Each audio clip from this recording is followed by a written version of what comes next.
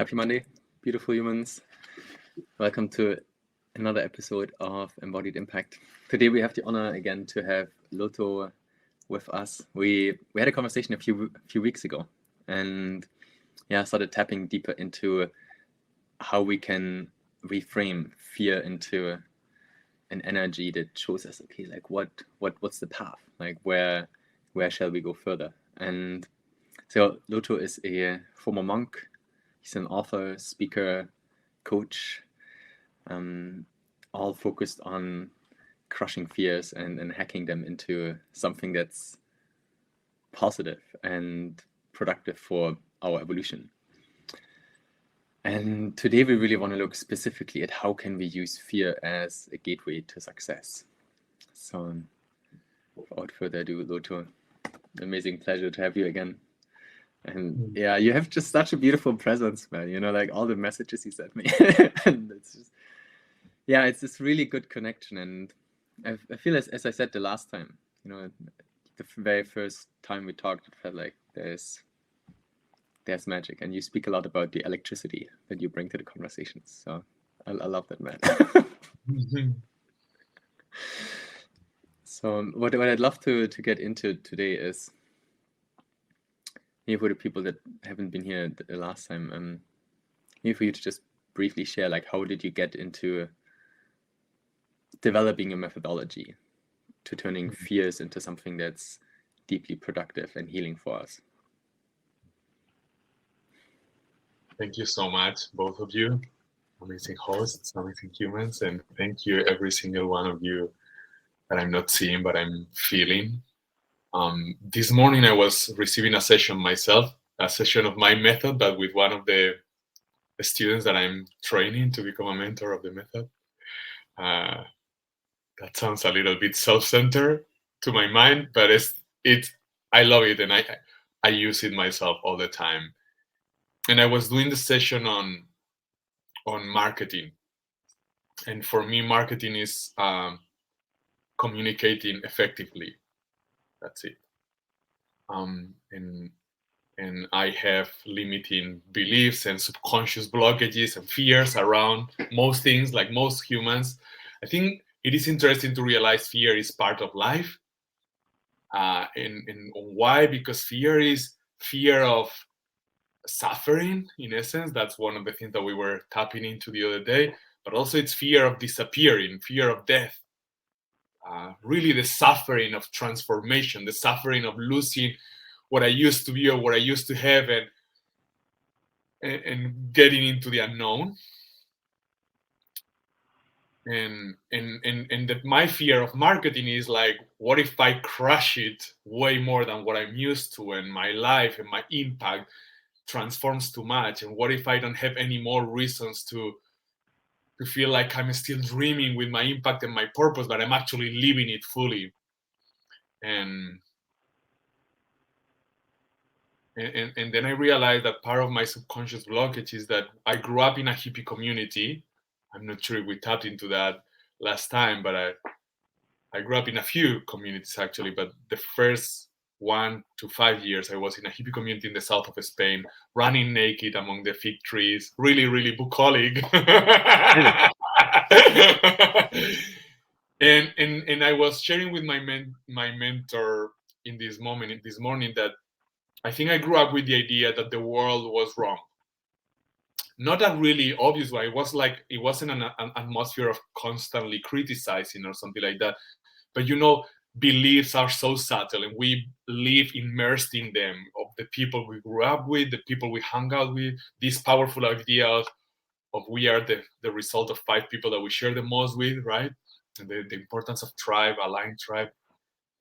And so somehow I picked up the world is wrong, and we are righter. We are, or they were exploring, these adults were exploring a more alternative, more aligned and respectful with themselves and nature way of living. And my fear somehow was coming from arrogance, from I am righter than the world I want to serve. So somehow I don't fully believe the world deserves this. And I hope this is taken in the right way, because I'm not coming here with an intent of arrogance, but the opposite. I was shocked that that's still in my system, and I was humbled by the possibility of coming here with more awareness that I'm serving heroes and heroines more than ever before, and that I'm serving really God. I am an expression of the divine with the intent of reminding other expressions of the divine, hey, let's be so empowered that we turn this world into paradise ASAP. And this, and answering to your question, this sense of urgency and drive to remind myself and everyone else who wants to listen that there is a more beautiful and congruent way of living was born in me when I was 16, and I had my first awakening in another community, this one in Cordoba, Argentina. And since that moment, when I have this instantaneous, spontaneous access to the present moment, the power of now that Eckhart Tolle talks so beautifully and slippery as well about it, right? He talks so beautifully, but then it's like you try to access it, and it's like, it slips away so easily in this busy life. So the point is, when I tapped into that experience, I something in me got reignited, and I knew that was what I was gonna do with my life. Remember that freedom as much as possible, and that love and fulfillment, and remind that to others as much as I can. And that ended up into fear once after 20 plus years of personal growth, I discovered in top 10 plus years as a monk, I discovered I wasn't free still. And not because I lacked the tools, but because I lacked the balls or the bravery to fucking face what I was still running away from. To really have those uncomfortable conversations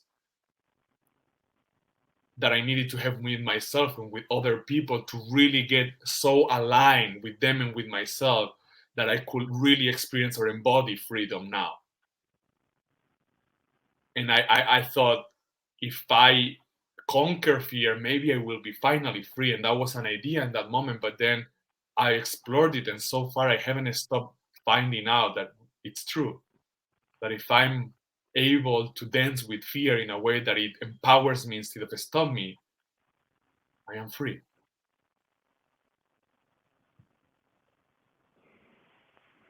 Such an interesting mechanism that you when you talk about fear, because I always think about, we look at fear as an emotional response, but what is it actually doing? Everything that we do in relation to fear is about withdrawal.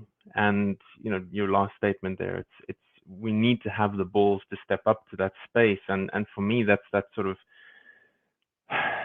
feeling or embodiment of courage. And that's the thing that really, I think, once that equation sort of settled in my mind, was the one thing that allowed me to face up to my fears. How do you get yourself to that state of courage, growing those pair? Wow, super good question. I think possibly the only real value of suffering, and again, I believe every fear is fear of suffering. The fear of scarcity or losing what I have is fear that I will suffer if that happens. The fear of this woman that I love so much not being good enough for her is fear that I will suffer if I lose her. The fear of my marketing is really the fear that I will suffer if I don't have the impact that I have this hunger to have, and so on. So I think the only good thing about suffering is that we get fed up of suffering. And when we are fed up enough, then we have enough eagerness, drive to do whatever it takes. And only when we have the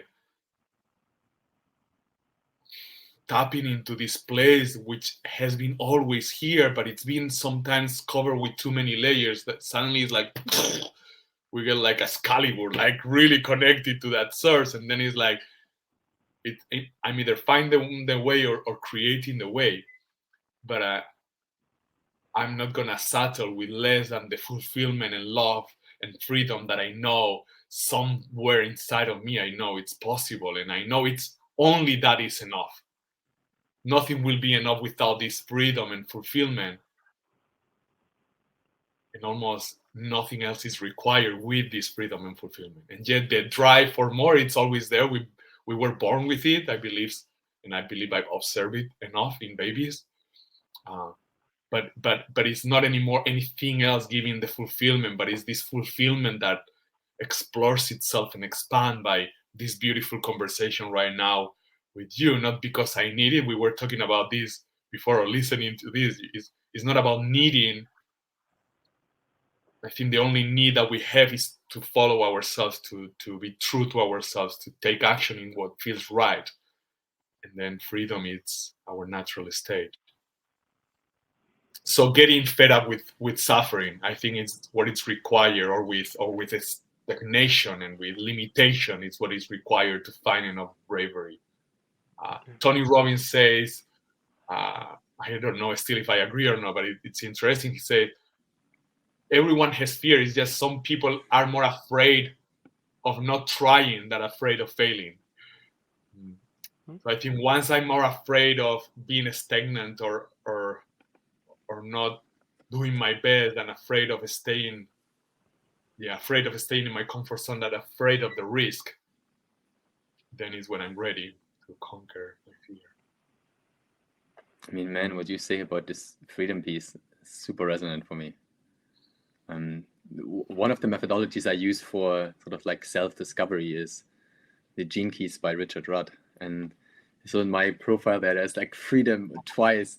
And it's so interesting, as I was speaking with Massimo just earlier about relationship dynamics. And that I feel when I feel sort of my freedom in the partnership gets kind of limited, I begin to find all sorts of ways to create it, some more healthy than others. And what you just said there with like, just dance with the fear. And that actually makes you feel free. Because I think the other piece that I often notice in myself when it comes to fear is the fear of truly expressing like my authentic state of being in every single moment. As a basically fear of rejection. Like, am I going to be accepted if I express anger? Because I think what you say with like, being fed up with something, for me, it's like that taps into the energy of anger. I'm so fucking pissed off with this shit. I gotta like do something about it. And that's sort of that like hardcore urgency. So I feel for me, in the theme of today with fear as a gateway to success, it's what comes through is this piece around authenticity. Like, are we actually afraid of being ourselves? And is this potentially the biggest thing that, like holds us back from truly being successful?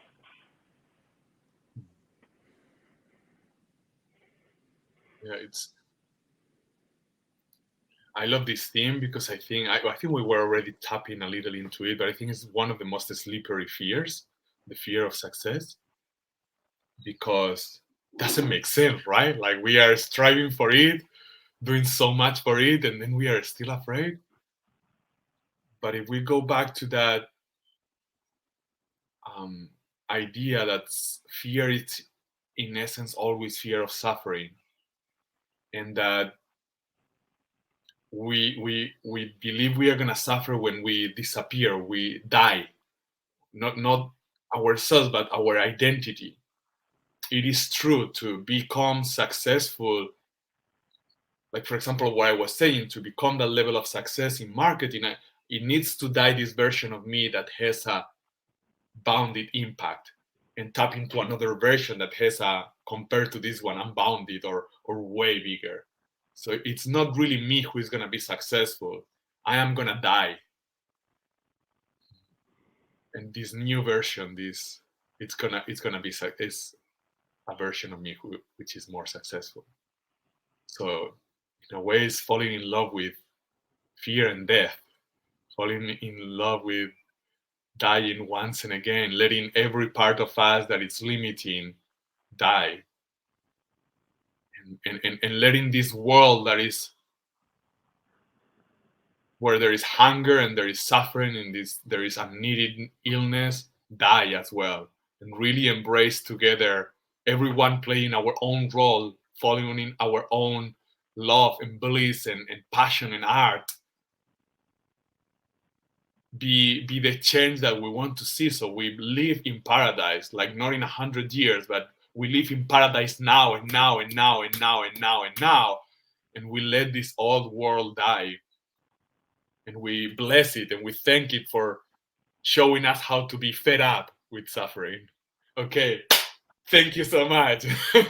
And now I embrace this new standard where love and true empowering each other and reminding each other how lovable and how deserving of support we are.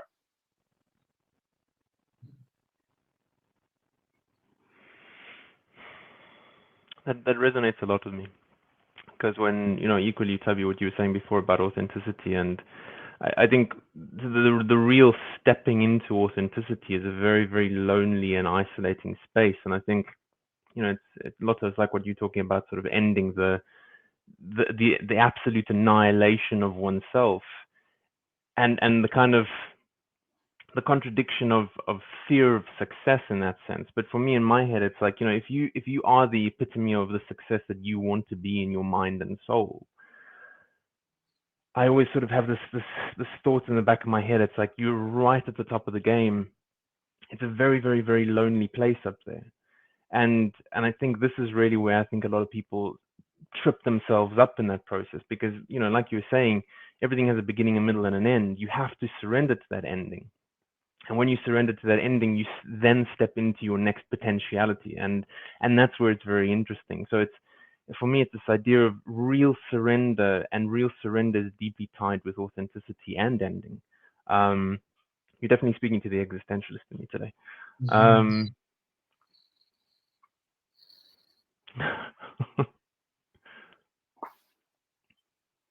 was telling you guys before we came live that I just fell in love with this woman, and it's scary as hell.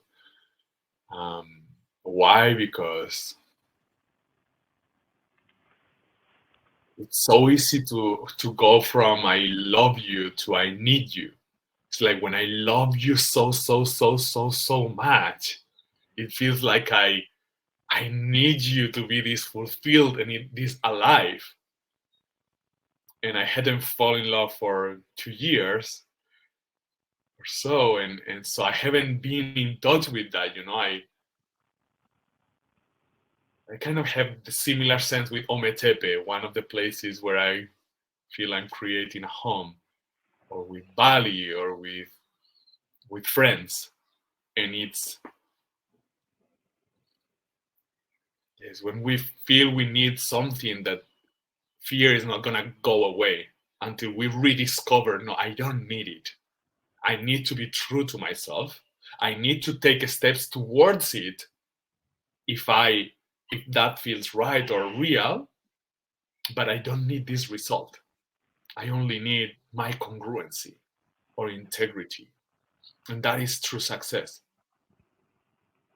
And I mean, I guess once I become a multimillionaire and more achievements, it will become more obvious that I'm an authority to speak about success.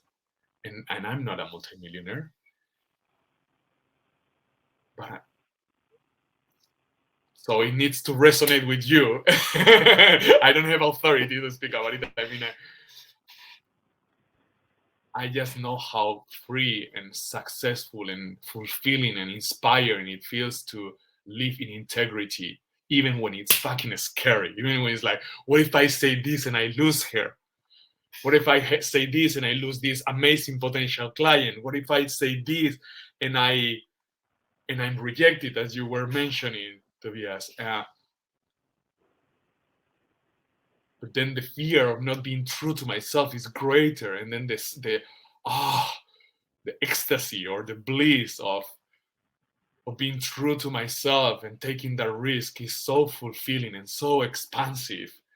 And I think it's our natural state. And I don't only think it just because it sounds cool or why not. It's because I see babies going back to vulnerability and authenticity and eagerness and following ourselves. And they are an embodiment of that success,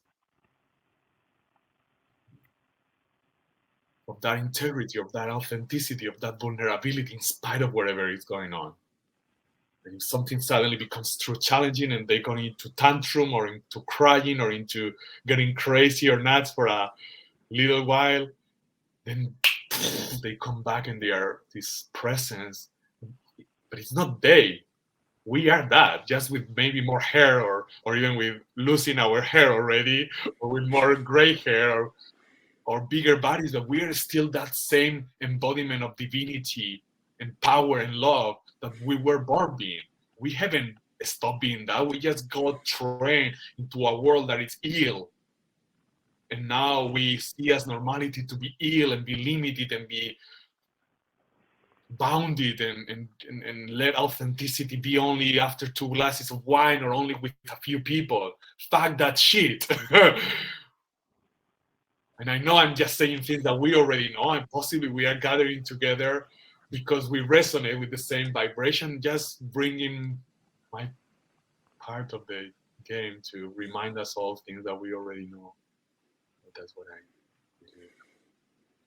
Dude, it's really beautiful because it reminds me a lot that there's this whole piece of, I mean, when I see my sons, you know, they're just like in the moment. It's like they're really desire driven at every moment. And it's been really interesting because I had them for the last 4 days, and I was telling Massimo earlier, it's really beautiful and really challenging because I feel my sort of like when I don't have them around, I tend to drift more sort of like into the past and into the future, particularly into the future. And I think that connects with what you were saying earlier, this fear of success. It's like, yes, it's really comfortable to kind of like dream about the good things, but what actually happens when the dream things arrive? You know, like how would it sort of, change my identity? And in which ways would I need to alter how I'm engaging with the world? And so what I feel I'm really learning from my kids is that not childish, but really childlike state. And I feel I have that a lot, you know, but it's really weird as I think, and as an adult, having these access points to, okay, this is my adult personality where I can sort of like evaluate risks. This is my sort of childlike personality where I just roll with whatever. But I think particularly really tapping into the deeper emotions, the emotions that actually really convey power, you know, whether it's like, well put anger, or whether it's, a conversation of like deep vulnerability. Like I feel that's where I see the world begins to change when I tap into anger or vulnerability and really, bring it from a state, as you were saying, from a state of integrity. And I feel at the same time, that's where I'm most afraid to actually like let my emotions sort of carry through in my words. And I'm curious to see if you have some points on that, you know, basically moving from the head into actually the rest of our body. Thank you. This is such a pleasure, you know, to have amazing people listening to me, you know, and interested in what I have to say. It's an honor, really, and I hope it's super valuable. A couple of things that come is, one is I'm seeing the dance between this session and the last podcast we did together. I think somehow they need to be listened, not in the same day, but they need to be listened to both because they are gonna bring different angles. Also, to remember that because we are here just in a casual, as powerful as possible conversation, that whoever wants to go deeper into exploring what is the methodology as such and really go through the process, that we offer a gift last session, and I'm happy to offer it today as well, which I think it was fearhackingmethod.com/VIP gift, but then we can put it in the credits. And then more precisely into the question and anger and fear and in general negative emotions, I think concepts are so powerful because they can create boundaries in our mind, limitations, difficulties to see with clarity, or they can create the opposite, like opening gates instead of closing doors. And negative emotion has already such a huge connotation of that being negative, where in truth, that's just a word nature didn't say this is negative emotion. It's humans with our beautiful, complex, and slippery ability to create concepts, giving it that name. That's maybe the philosopher in me coming through. But it's so important because if you see, it's not negative, or negative isn't bad. It's just really contracted emotion and uncomfortable emotion. Now, everything is uncomfortable when it's new. It's just when it's new and it's better, you stay with it until it becomes easy. Until when you practice something enough, it becomes easy. I'm sure the first time someone kills isn't easy, but some people have been trained to kill, and it possibly becomes easy. A really different example, I remember the first time I was in a 5-star hotel. It wasn't easy. I promise, I felt uncomfortable. I was like, I can still remember the tension of this much? Why this much? Why all these amazing humans are treating me like if I was a king? But I got used to it pretty quickly. Then I wanted to stay and live there.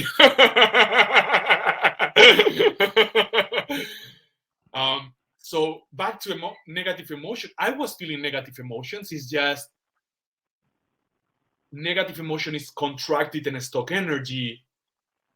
When you learn to let that energy expand and flow, it becomes the same energy. It becomes flowing, expansive energy. It becomes positive emotion, or it becomes well-being and clarity and love and drive, instead of stagnation and bitterness and fear and blockage. So it's more about, I think, really life. It's about understanding this endless dance of contracted and stock energy and consciousness expanding and flowing.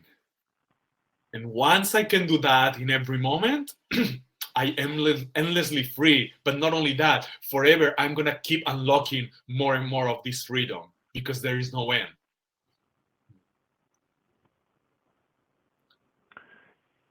Something important for me when I love the word reverse engineering, or at least the two words. And when I think of fear, it's always down to what are our innate fears. We only really have two innate fears. It's the fear of falling and the fear of loud noises.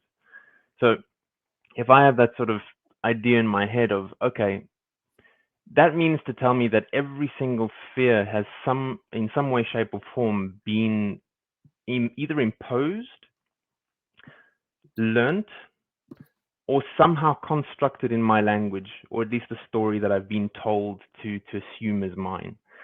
So that for me almost kind of gives me this sort of perspective of going, shit, so none of the actual fears that I have potentially are real. Maybe fear of death, but that also is also something that we need to face up to, because that's deeply rooted in our death anxiety. So what I'm curious about is, how did you reverse engineer your fear response? Because, you know, I've known you for a little while now, and knowing you, there really is such a surrendered energy that you have when speaking to you, which is phenomenal. And that just sort of screams this, not only non-attachment to fear, but it's like I'm ready to face this 110%. I'm not fully sure if I got the question, so I'll try, and if I'm going in a useful direction, let me know, and if not, I'll listen more.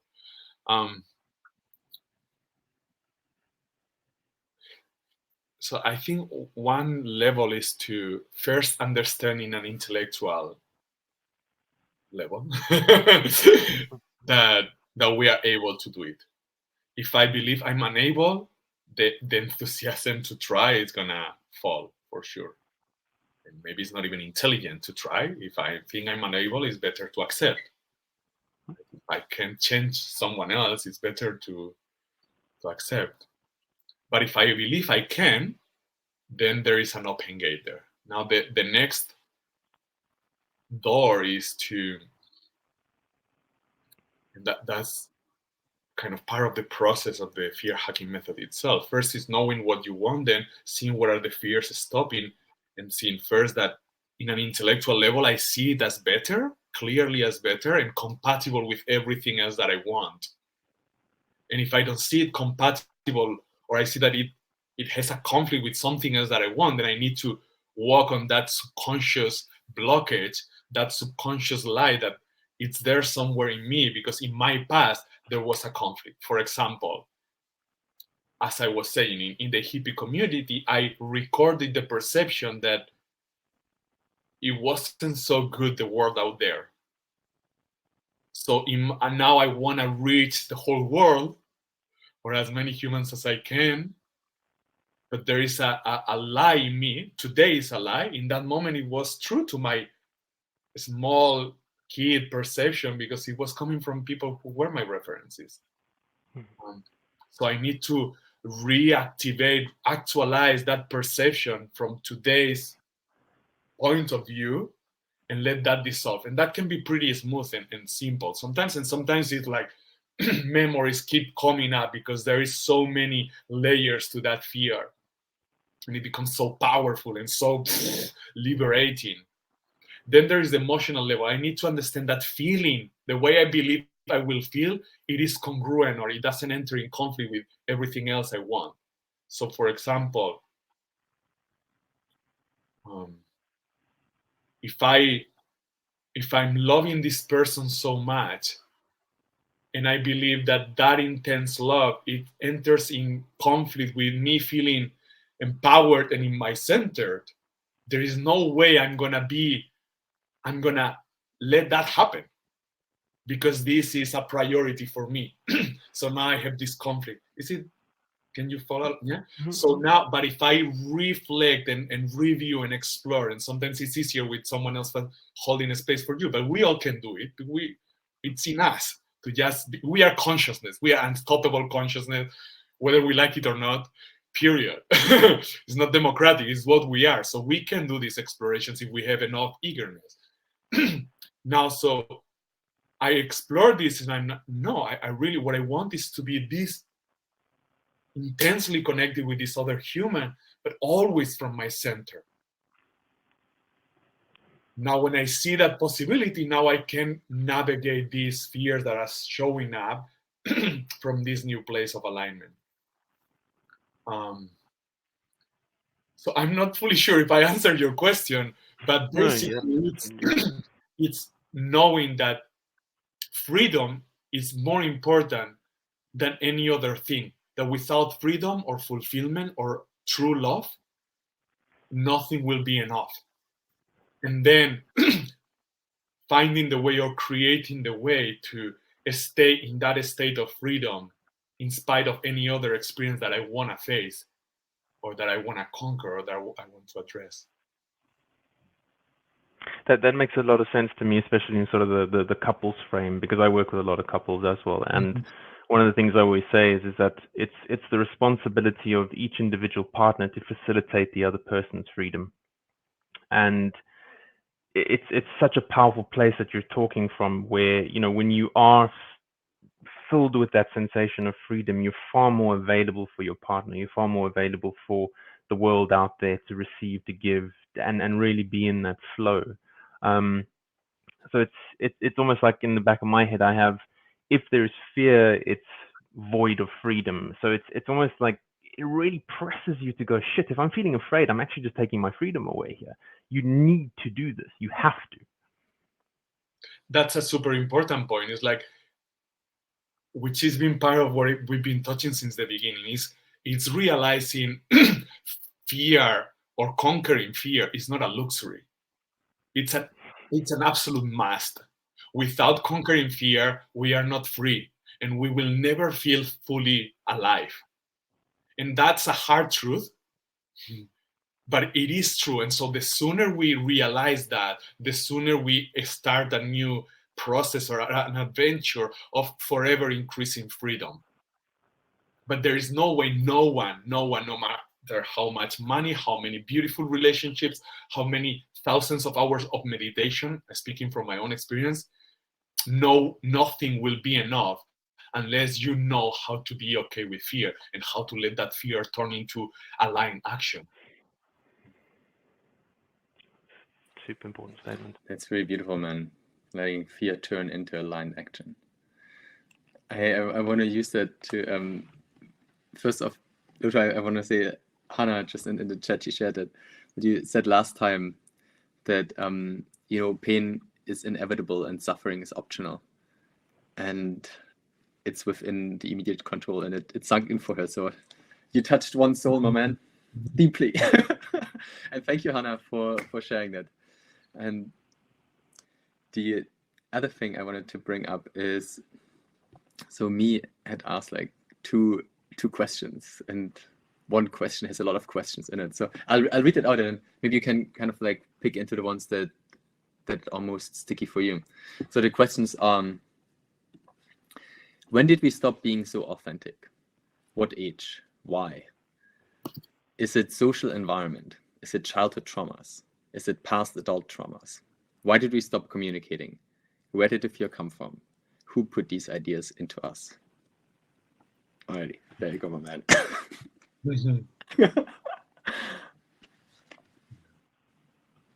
The first thing that comes to my mind, but I'm going to answer that. I love questions. I love how fulfilling the intellectual understanding opens the door for then the emotional. Or I don't know which one is first. I don't know if it's so relevant, but they all need to be unlocked. And then taking action is something that comes easily once emotionally and intellectually or energetically you are aligned with it. Then action just comes and procrastination vanishes.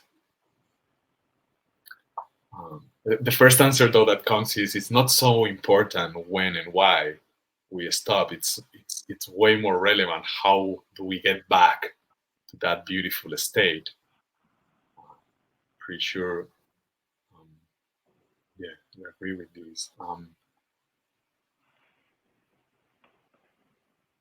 But it is so important actually when and why, because it also answers why it's so easy. No, easy is not fair. Why it's so simple, not easy. Easy, no, because I believe easy is saying that comfortable, difficult is the same that uncomfortable. If it's something that's uncomfortable, it feels difficult. It's not objective, it's totally subjective, if difficult and easy. Maybe complex is objective, but difficult, it's just uncomfortable. And easy it's what did I say? Easy, it's comfortable, right? Yeah. So it is super simple to be free again. You just need to face fear, period. That's it. And then you realize fear always vanishes or fades away because you are love. You are unstoppable consciousness. So if you stay there, if you dare to stay there, fear will fade away. And that was the fear hacking method at the beginning. When I discovered it, was like, oh, if I stay in front of fear, it disappears. Awesome. I'm free. Boom. And since then, since December 2018, January 2019, I've been only making it, tweaking it so it becomes smoother and faster and more effective, and the results are boom, more rapid. So we are more excited to keep doing it. But why it's so simple is, as I said before, because we were born free. We all have been born babies. We all have been born knowing how to let energy always expand. I said sometimes, happiest humans on earth cry every day. Happiest humans on earth cry every day. They all are less than a meter tall. And we cry every day because crying is a way to allow tension to release, to allow contracted energy to expand and flow. We also laugh out loud every day. Why? Because it's another way to expand and make energy flow. We also have this posture of superheroes naturally when we are born. Why? Because this is the most effective posture to let energy expand and flow. We also breathe really deeply, naturally when we are born. Why? Because it's the most effective way to let energy expand and flow. We never tense our jaw when we are babies. We're always like this. Maybe not like this always, but just like this, super relaxed. Why? Because it's a super effective way. So all the keys are in babies. We just need to fucking come back to our natural state and be free and be loved and be in paradise and be so abundant that people even clean your bath after you poo. There is something more extreme than that, of letting the world serve you. And we all have been born letting that level, that extreme level of letting the world serve us, treat us like kings, clean us, feed us, take us to bed, put us the black. That's our natural state. It's crazy. I need to go really quickly to get my plug because this is going to run out of battery. I'm so sorry for that. But I'll be back in less than a minute.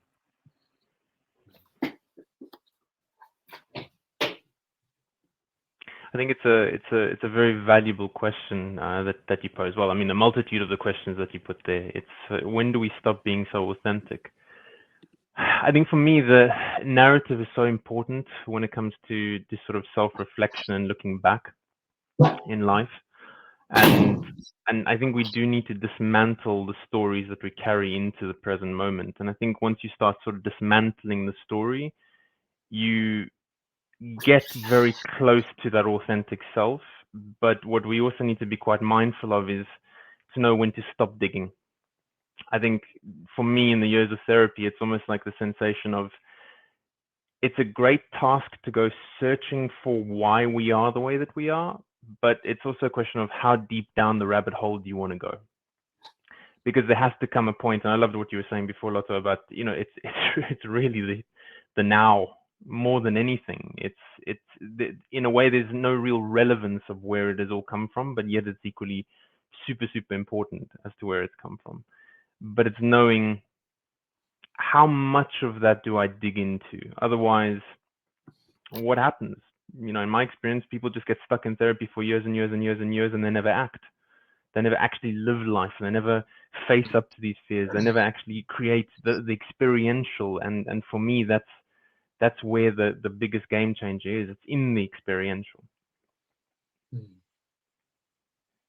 Yeah, I love it. I think my background is in philosophy and then Gestalt psychology and then meditation, right? But so I have a deep appreciation for just reflecting and the power of that and the beauty and the enjoyment, the pure enjoyment of one of our capabilities as humans.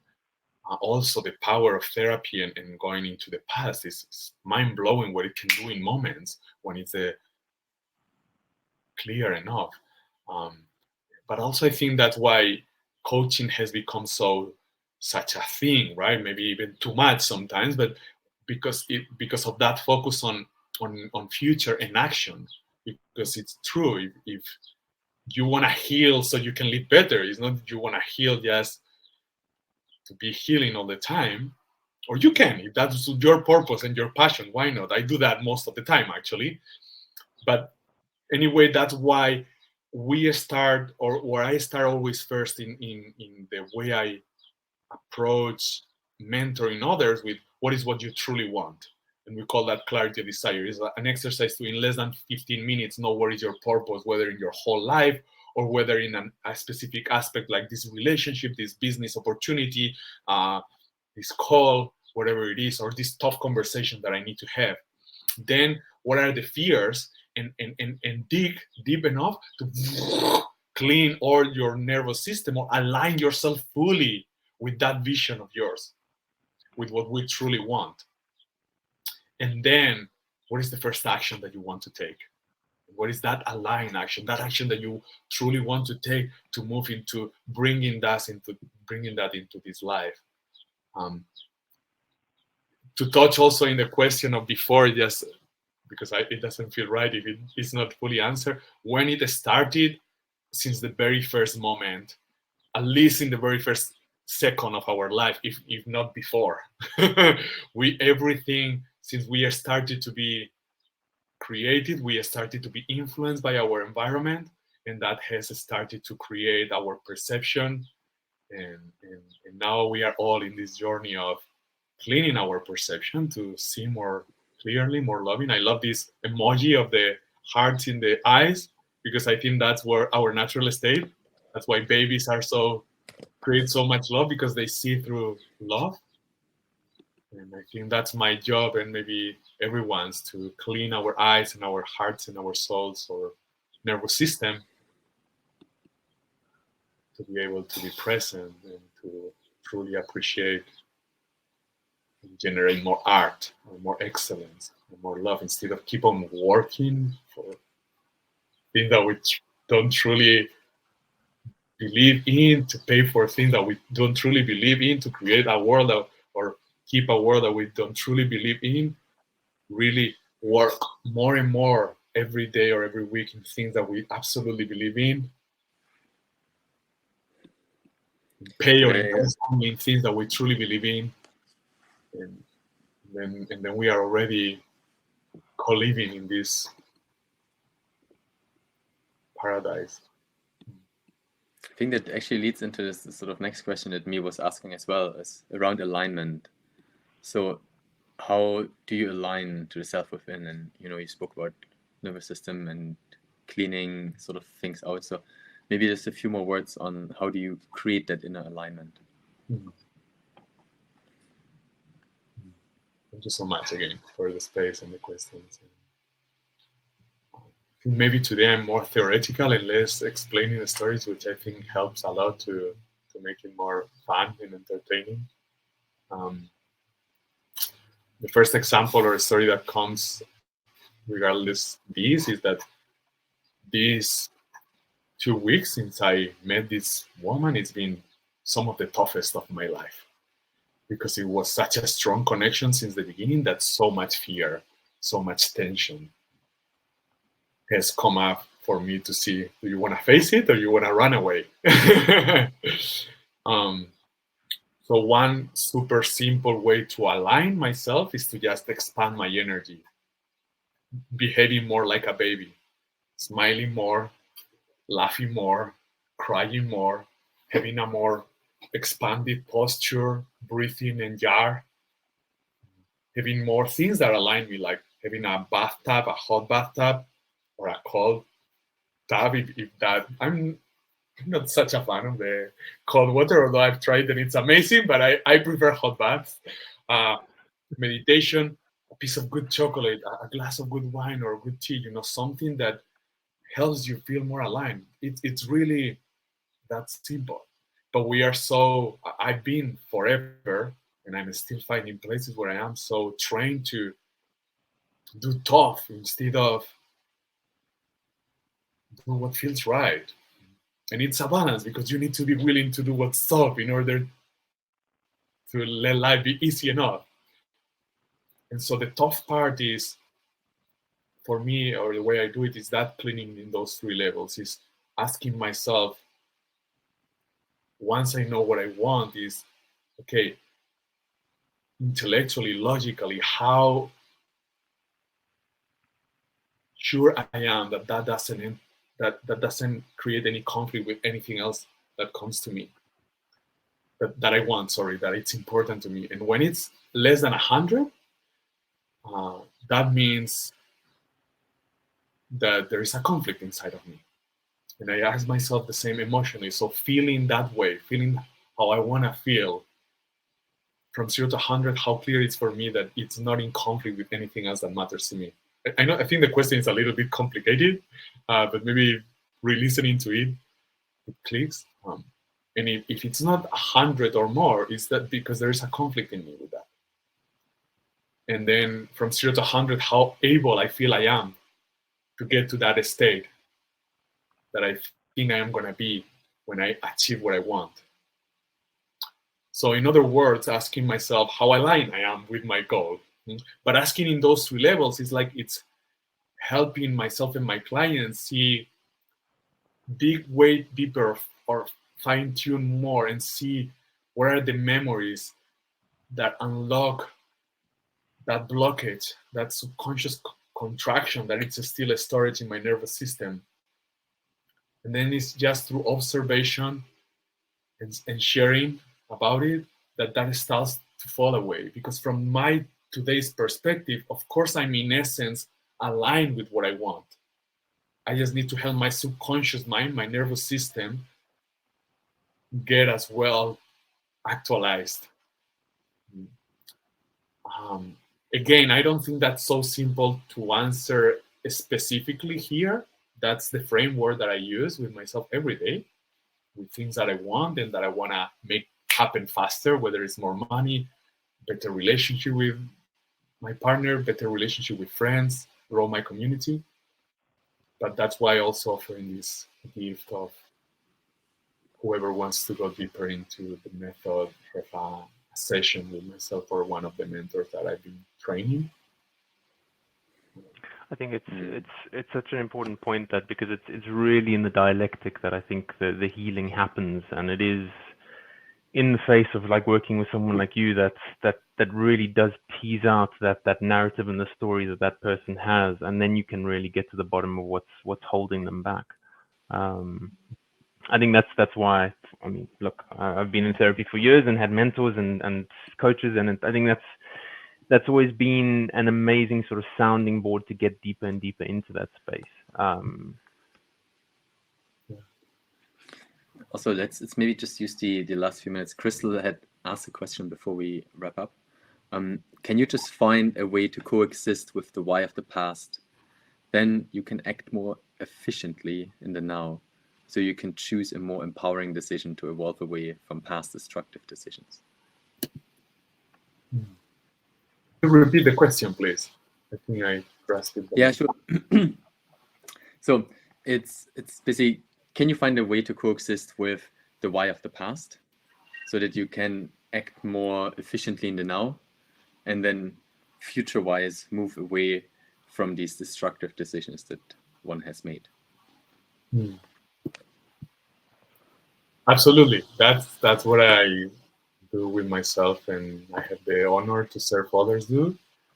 This is what we've been talking about. And I hope my method is just one of thousands of absolutely effective ones. This one, it works 100% of the time, and it works just more and more lovingly and smoothly. Every week we keep finding ways to tweak it and make it more to the point. But I also wanted to say I used to hate marketers, because once I bought a course that it was like $24,000 for myself and my ex-wife, and I wasn't ready for it, and I was like, man, this guy is better at selling than at delivering, you know. And I was pretty pissed. Now I came to peace with it. I realized I was ready to have that experience. It wasn't comfortable at all, but it taught me so much. But what I wanted to say is that whoever says you need me to do this, that you need to do to be free, it's lying, you know. No one needs me, for sure. I don't think any human needs any other human, at least not in particular. You may need support, of course. That's why we are not in a one person planet. We are in a planet with many others, but you don't need no one in particular, neither a methodology in particular. You do need, I believe, to follow yourself, to be true to yourself. Of course, if your truth is, I need to take this step and engage with this mentor, whoever he or she is, do it. But only because it's following you, not because it's following that one else. That one else is only like a mirror, as you were saying, a sounding board to see faster your own power and your own clarity. But you have all the fucking answers. You do. And yeah, follow yourself. Dude, I think it's so beautiful that what you just said in the end here. It's like, yeah, you just need yourself. And actually, again, the spaciousness. And it links us back to the beginning. Like, ultimately, the biggest fear is like the fear of like fully expressing who we are and like creating that space and like, wow, you are worthy. I am worthy. Like, everybody is worthy just for who they are. And I feel also what you said with the loving and needing is really a big one again. It's moving away from sort of codependency to, an interdependency. Yes, we are here to support one another, yet I don't need to live in somebody else's being, sort of like parasitically. It's really just like, okay, cool. We're all, radiantly beautiful, and I mean, we will face fears, and I think that's the exciting piece that I feel you're, very like, just, I think you're really good at articulating it. there's this whole piece of like the moment we're stepping into fear and beginning to dance with it, that's when we're free. And I noticed that when sometimes, because I feel for me, like relationships have always been like a kind of a really like, I want it and I'm really fucking scared of it, sort of thing, you know? And I mean, interesting you speak about this love experience that you're having at the moment as well, where it's like, wow, when we're having an argument and I'm realizing, it's often kind of in the shower when it's like, actually, I'm ready to let it go. Yes, it would kind of suck, but, and then suddenly like everything transforms, and it's that moment when kind of the attachment ceases. And I think that's what I'm hearing. Yeah, just be with the fear. And once you're with the fear long enough, then it just like vanishes. And it's these small moments of like, wow, I'm free, actually. Yeah, it's all kind of like a game in a way, you know? And yeah, this awakening to it that the suffering really is in the attachment. Man, it's always such a pleasure to be with you, brother. It's so good. Yeah, we're coming to the end of today. If you have a few closing words, so we have all your links in the description. So for anyone who wants to connect with fear hacking and Loto in particular in more depth, join there. Also, if you want to be part of our community, click on the join our community button here under the video, and we can continue these conversations. And yeah, Loto, if you have a few closing words, please share. Yeah, first, thank you so much to us all here, both the ones in camera and and everyone, because we are the change. And it's not just cute, beautiful words. No, we are fucking the change. We are. It's not that we are becoming. We are the change. And we are in the process of discovering that forever, but also discovering that right now, enough to let love win. Every time I see I'm attached to something, find a way or create a way to let love win instead of let fear win. To let love devour that fear, swallow that fucking really, and really love as deep, as dearly as I can right now to whoever I have in front, which requires to love myself more fully now. And that's also the beauty of this inner dance and this outer dance, that the more I love myself, the more inevitably I love the outer, and the more I learn to make peace or love the outside, the more inevitably I learn to love myself. We are the change. We are, not we here, we, every human who has been born a baby, every human who is consciousness, which is everyone. We are the change. Let's inspire each other to remember this. Thank you. I love that. Loto, thank you so much, dude. Yeah, thank you, Loto, for being here. Thanks for everyone who asked questions, like me and Crystal and Hannah. Thank you for sharing your reflections from the last time. And it's been so good being on this journey with all of you. Lots of love. Have an amazing day. Thanks, gents. See you soon. Bye-bye.